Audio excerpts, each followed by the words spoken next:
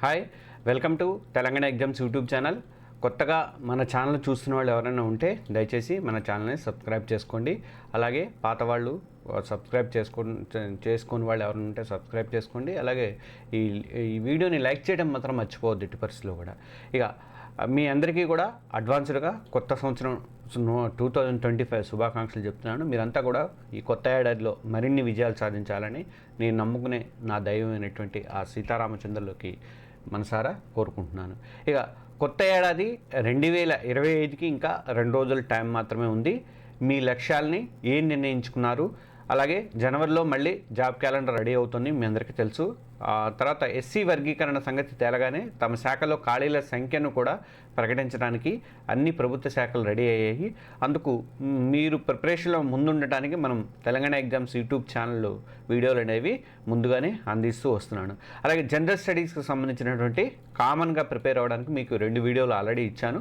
మొదటి వీడియోని బాగానే చూసారని, రెండో వీడియోని ఇంకా చాలామంది చూడలేదు, చూడండి, దాన్ని కూడా చూడండి. తెలంగాణలో జరిగేటువంటి టీజీపీఎస్సీ తర్వాత ఇతర ఎగ్జామ్స్లో జనరల్ స్టడీస్ మొత్తం 12 టాపిక్లలో ఏమేమి వస్తాయని చెప్పేసి ఆ 2 వీడియోల్లో కూడా నేను వివరించాను. వీటిల్లో మరో ముఖ్యమైనటువంటి టాపిక్ 13th టాపిక్ అయినటువంటి అర్థమెటిక్, మెంటల్ అబిలిటీ, రీజనింగ్కి సంబంధించినటువంటి విభాగాన్ని నేను ఈరోజు దీంట్లో ఇవ్వబోతున్నాను. మీరు ఎవరైనా పాత వీడియోలు చూడకపోతే వాటిని చూడండి.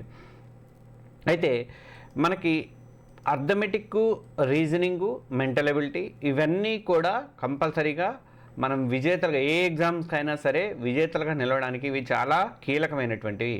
వీటిలలో నెంబర్ 1గా వీటిలలో 100% వాటి ఇచ్చిన క్వశ్చన్లన్నీ కూడా మీరు అటెంప్ట్ చేసి కరెక్ట్ జవాబులు ఇవ్వగలిగితే విజేతల జాబితాలో కరెక్ట్గా మీరు ఉండే అవకాశం కూడా ఉంటుందన్నమాట.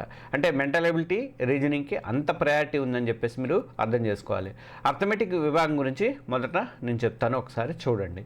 అర్థమెటిక్ విభాగం గతంలో కాస్త ఈజీగా ఉండేది, కానీ ఇప్పుడు సెంట్రల్ ఎగ్జామ్స్ స్థాయిలో టీజీపీఎస్సీలో కూడా వస్తున్నాయి. అవి 10th లోపు, డిగ్రీలోపు స్థాయి ప్రశ్నలు అని చెప్తున్నామన్నా కానీ కాస్త కఠినంగా మాత్రం ఉంటున్నాయి. గతంలో ఒకే ప్రశ్న డైరెక్ట్గా ఇచ్చేవాళ్ళు, కానీ ఇప్పుడు 2-3 ప్రశ్నలు కూడా ఈ అర్థమెటిక్ విభాగంలో కలిపి అడుగుతున్నారు. కొంచెం ఇబ్బందిగానే ఉంటుంది.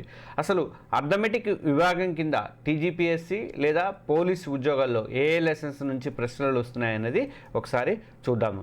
ఇందులో సరాసరి, గసాబా, కసాగు, దశాంశ భిన్నాలు, వర్గమూలాలు, తర్వాత ఘనమూలాలు, సూక్ష్మీకరణలు, తర్వాత వయస్సుల మీద ఉన్నటువంటి ప్రశ్నలు కానీ, సంఖ్యల మీద ఉన్నటువంటి ప్రశ్నలు కానీ, అలాగే నిష్పత్తి, అనుపాతానికి సంబంధించినటువంటి ప్రశ్నలు, భాగస్వామ్యము సంబంధించినటువంటి లెక్కలు, తర్వాత శాతాలకు సంబంధించినవి, ఇంకా లాభ నష్టాలు, సరళ వడ్డీ, చక్ర వడ్డీ, మిశ్రమాలు, కాలం పని, తర్వాత కాలం దూరం ఇట్లాంటివి, అలాగే పంపులు, ట్యాంకులు, పనులు, వేతనాలు, కాలం దూరము, రైళ్లు, పడవలు, ప్రవాహాలు, ఆటలు, పందాలు, వైశాల్యాలు, ఘనపరిమాణాలు ఇలాంటివి, తర్వాత రేఖాగణితము, సంఖ్యాశాస్త్రము, ఇవన్నీ కూడా మన సిలబస్లో ఉంటున్నాయి. అర్థమెటిక్కి సంబంధించి బేసిక్స్ నుంచి మీరు ప్రిపరేషన్ అనేది అవ్వాలి, ప్రాక్టీస్ ఎక్కువగా చేయాలి, రివిజన్ చేసుకోవాలి. ఇది నిరంతరం కొనసాగుతూనే ఉండాలి. తర్వాత రీజనింగ్కి వచ్చేసరికి అభ్యర్థులు కొద్దిగా విశ్లేషణాత్మకంగా ఆలోచించగలిగితే రీజనింగ్లో మంచి మార్కులు సొంతం చేసుకోవడానికి అవకాశం అనేది ఉంటుంది. ఇందులో నెంబర్ సిరీసు, మిస్సింగ్ నెంబర్సు, తర్వాత coding, డీకోడింగు, seating arrangements, blood relations లాంటి అంశాల మీద ప్రశ్నలు వస్తాయి. ఇంకా ఇవి కాకుండా వెన్ డయాగ్రామ్సు, అసంప్షన్స్ అండ్ రీజన్స్, తర్వాత ఆర్గ్యుమెంట్స్, సిలాజిజము, తర్వాత డేటా సఫిషియన్సీ విభాగాల్లో ఇలాంటి విభాగాల్లో మీరు పట్టు సాధించడం ద్వారా వెర్బల్ రీజనింగ్లో కూడా రాణించే అవకాశం అనేది ఉంటుంది. ఇంకా ఇవి కాకుండా మనకి ఆడ్మెను అలాంటివి ఉంటాయి. ఆడ్మెన్ అవుట్, తర్వాత డైస్ అండ్ క్యూబ్స్, వెన్ డయాగ్రామ్స్ల మీద కూడా పట్టు సాధించాల్సి ఉంటుంది. నాన్ వెర్బల్ రీజనింగ్లో ఎక్కువ ప్రశ్నలు సమాధానం ఇచ్చే నైపుణ్యము అలవాటు అవుతుందన్నమాట. అంటే ఎక్కువగా మనం ప్రాక్టీస్ చేస్తేనే ఇవన్నీ కూడా మనం రీజనల్గా థింకింగ్ ఇదిగా ఉండాలి, విశ్లేషణాత్మకంగా ఆలోచించగలగాలి, ఎక్కువ ప్రశ్నలు కవర్ చేయడానికి అవకాశం అయితే ఆ నైపుణ్యం అనేది కూడా అలవాటు అవుతుంది. ఇక మెంటల్ అబిలిటీకి సిద్ధం కావడానికి నేను మెంటల్ అబిలిటీ, రీజనింగు వీటన్నిటికీ సంబంధించి, అర్థమెటిక్కి సంబంధించి మీరు కొన్ని సూచనలు తప్పకుండా పాటిస్తే మీరు డెఫినెట్గా సక్సెస్ అవుతారు. మీరు మ్యాథ్స్ వాళ్ళు కానీ, నాన్ మ్యాథ్స్ వాళ్ళు కానీ ఎవరైనా సరే ఇది సక్సెస్ అవ్వడానికి నేను కొన్ని ఇవనేది చెప్తాను చూడండి. ఒకటి, అర్థమెటిక్లో ప్రశ్నలు సాధించాలి అంటే కొన్ని ఫార్ములాస్ తప్పనిసరిగా తెలిసి ఉండాలి. కాలం దూరం, కాలం పని ఇలాంటివి కొన్ని ఉంటాయి. భాగస్వామ్య లెక్కలకు సంబంధించిన కానీ ఇలాంటివన్నీ కూడా మనం 10th లోపు నేర్చుకున్నవే ఉంటాయి దాదాపుగా. అవన్నీ కూడా వాటికి సంబంధించిన కొన్ని ఫార్ములాలు మాత్రం కంపల్సరీగా తెలిసి ఉండాలి. ఇక 2, ఇంగ్లీష్ మెంటల్ ఎబిలిటీ వచ్చే ప్రశ్నల్లో ఇంగ్లీష్ లెటర్స్ ఆధారంగా ప్రశ్నలు అనేవి అడుగుతుంటారు. లెటర్ సిరీస్ కానీ, లెటర్ అనాలజీ కానీ, లెటర్ క్లాసిఫికేషన్ కానీ, కోడింగ్ డీకోడింగ్ కానీ, ఇవన్నీ కూడా ఇంగ్లీష్ లెటర్స్ మీద ఆధారపడి ఉంటాయి. వీటి కోసం మీరు A to Z, Z to A ఈ రెండు కూడా వేగంగా గుర్తుపట్టగలరు. దేని తర్వాత ఏదొస్తుంది, ఏ తర్వాత ఏదొస్తుంది. A to Z మనం చూసినప్పుడు ఆల్ఫాబెటికల్ ఆర్డర్లో ఏ తర్వాత ఏదొస్తుందని టక్ తెలియాలి. Z నుంచి Aకి వచ్చినప్పుడు ఏదొస్తుంది అనేది కూడా మీరు స్పీడ్గా గుర్తుపట్టగలగాలి. అలాగే వాటి స్థాన విలువలు కూడా తెలిసి ఉండాలి. స్థాన విలువలు అంటే Aకి 1, Bకి 2, Cకి 3, అలాగే Xకి 24, Yకి 25, మరి Zకి 26, ఇక్కడ జడ్కి 26 ఇలా ఉంటాయి.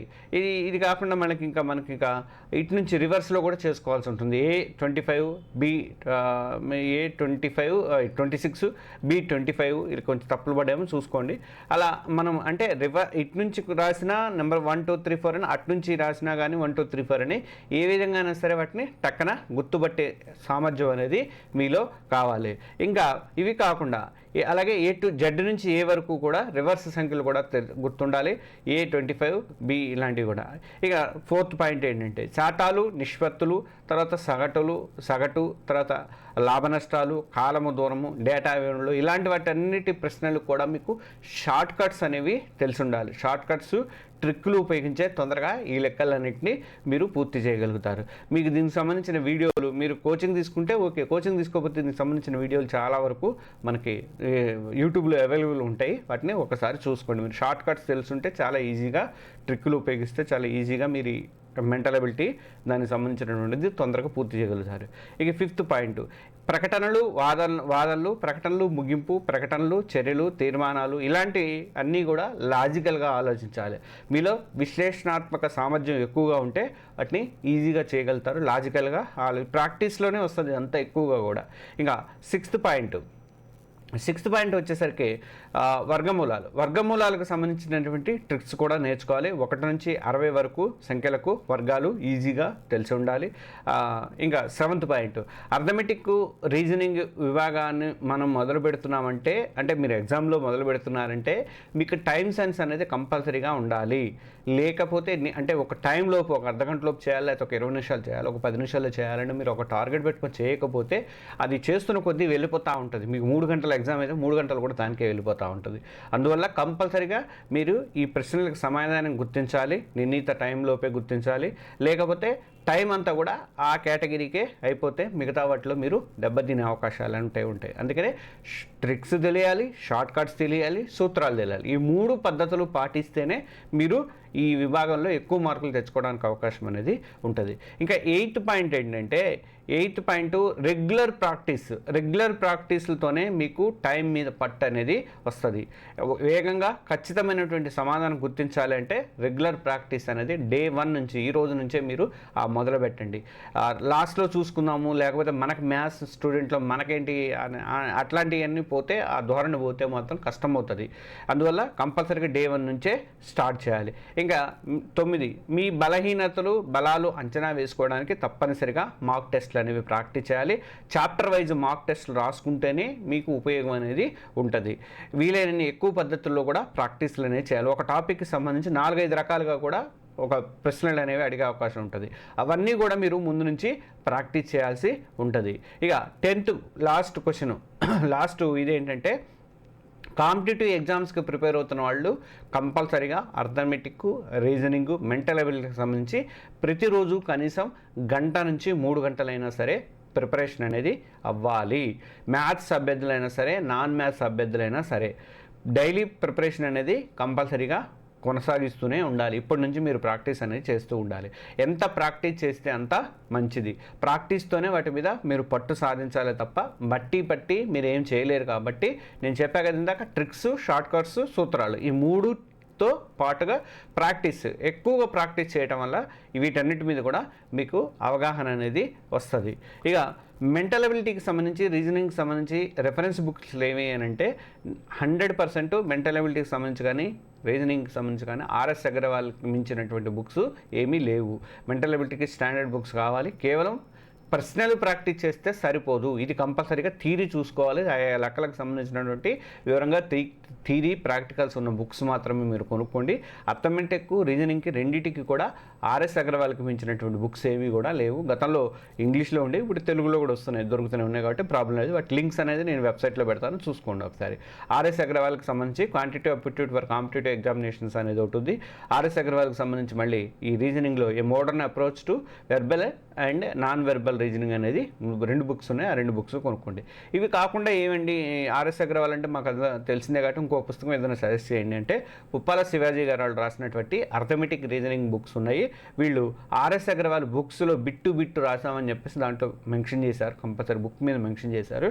కాబట్టి ఈ 2 బుక్స్ కొనుక్కోవచ్చు. ఈ 2 బుక్స్ కొనుక్కున్నా కూడా ఆర్ఎస్ అగర్వాల్ కొనుక్కోపోయినా ఈ 2 బుక్స్ కొనుక్కున్నా పర్లేదు. దీనికి సంబంధించినటువంటి లింక్స్ అన్నీ కూడా నేను వెబ్సైట్లో పెడతాను. ఇది అమెజాన్లో ఉంటాయి అన్నమాట. ఇక మీరు ఇంకా లాస్ట్కు ఇంకా ఇది దీనికి సంబంధించింది. ఇక మనం జనరల్ విషయాలు కొన్ని మాట్లాడుకొని ఈ వీడియోని క్లోజ్ చేద్దాం. జనవరి చివరి వారము లేదంటే ఫిబ్రవరి మొదటి వారంలో కంపల్సరీగా తెలంగాణలో నోటిఫికేషన్లు అనేవి స్టార్ట్ అవుతాయి. ఈలోగా మనకి డైట్ అనేది ఉన్నట్టుంది, అది ఒకటి పెడుతున్నారు. అంటే మీకు నైపుణ్యాలు, మీకున్నటువంటి మీరు క్వాలిఫికేషన్స్ బట్టి మీకు ప్రైవేటు ఉద్యోగాలకు అప్లై చేసుకోవడానికి ఒక వెబ్సైట్ ఒకదాన్ని, పోర్టల్ ఒకదాన్ని గవర్నమెంట్ డెవలప్ చేసింది. దాని ద్వారా కూడా చాలామందికి జాబ్స్ రావడానికి అవకాశం అనేది ఉంటుంది. ఇక విఎల్ఓ పోస్టులకు సంబంధించి గతంలో పూర్వపు చేసిన వాళ్ళందరిలో 11,000 మంది పైగా అప్లై అయితే చేసుకున్నారట. తక్కువ మంది వస్తారేమో అనుకున్నాము, కానీ వాళ్ళు దీనికి అప్లై అయితే చేశారు. కానీ వాళ్ళల్లో ఎంతమందిని తీసుకుంటారు, బయటికి అసలు పోస్టులు వేస్తారా లేదా అన్నది మనము ఇంకా తెలీదు. అది మంత్రిమండలిలో కానీ లేదా ఫస్ట్ వీక్లో కానీ నిర్ణయం తీసుకునే అవకాశాలు అయితే ఉంటాయి. ఇంకా చివరిగా ఇంకొక చిన్న మాట ఏంటంటే మీ అందరికీ మన తెలంగాణ ఎగ్జామ్స్ ప్లస్ యాప్లో గ్రూప్ 1 ప్రిలిమ్స్ నుంచి గ్రూప్ 2, గ్రూప్ 3 కానీ విఆర్ఓ, జేఆర్ఓ పోస్టులకు సంబంధించి కానీ అగ్రికల్చర్ ఇంజనీరింగ్ విద్యార్థులకు పనికొచ్చే విధంగా జనరల్ స్టడీస్ మీద ప్రత్యేకంగా టెస్ట్ సిరీస్లు అనేవి అందుబాటులో ఉన్నాయి. నోటిఫికేషన్లు పడేదాకా మీరు వెయిట్ చేయకుండా ముందు నుంచి ప్రిపేర్ అవుదాం అనుకునే వాళ్ళు ఈ కోర్సులలో జాయిన్ అవ్వచ్చు. జనవరి 5 నుంచి కూడా టెస్టులన్నీ అప్డేట్ అవుతాయి. ఇది ఫైనల్. ఇది నెక్స్ట్ మీరు గ్రూప్ 1 విజేతలు అవుతారు. అలాగే కాంపిటేటివ్ ఎగ్జామ్స్ని ఎలా మొదలు పెట్టాలి అసలు అన్నది ఇవన్నీ కూడా నేను నోట్స్ ఎలా రాసుకోవాలి, టైం మేనేజ్మెంట్ లాంటి వీడియోలన్నీ కూడా నేను ఇస్తాను. ఇది ఒకసారి మీరు చూడండి. ఇక్కడ మనం నిర్వహిస్తున్నటువంటి తెలంగాణ ఎగ్జామ్స్ ప్లస్ యాప్లో నిర్వహిస్తున్నటువంటి కోర్సులు గ్రూప్ 1 ప్రిలిమ్స్ సంబంధించి, గ్రూప్ 2కి ఎక్సలెన్స్ సిరీస్ అనేది ఒకటి ఉంది. తర్వాత టీజీపీఎస్సీ గ్రూప్ 3 2025కు సంబంధించి ఇది న్యూ పవర్ ప్యాక్ సిరీస్ అనేది ఒకటి ఉంది. తర్వాత విఆర్ఓ, జేఆర్ఓ 2025 టెస్ట్ సిరీస్ ఒకటి ఉంది.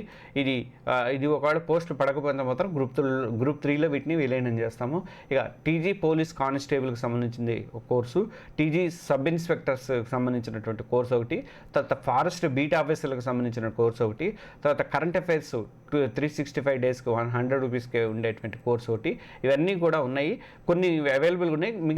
మిగతావి మీకు కావాల్సినవి ఇవన్నీ కూడా 5th తారీఖు నుంచి జనవరి 5th నుంచి కూడా ప్రతిదీ కూడా అవైలబుల్ అనేది ఉంటుంది. ఇంట్లో మెటీరియల్స్ కూడా మేము అన్నీ పోస్ట్ చేస్తూ ఉంటాము.